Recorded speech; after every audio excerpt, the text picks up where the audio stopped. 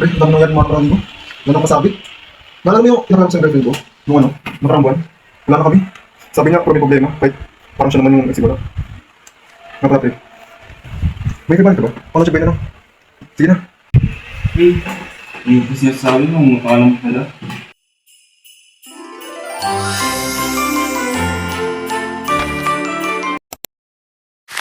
Five. Siguro mga 3,000 to 5,000. Naapektuhan sigurado kasi tataas na yung mga needs ng tao.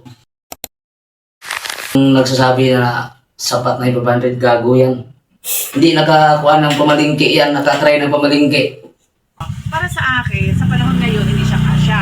Pero kung sa panahon namin ngayon, nung 70s pa 80s, ay talagang malaking pera siya.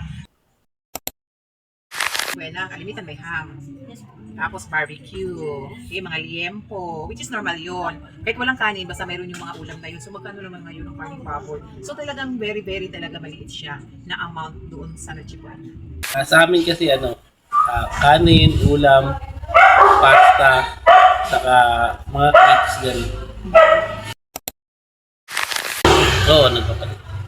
Hindi, kasi apektado din kasi doon yung lasa. Okay?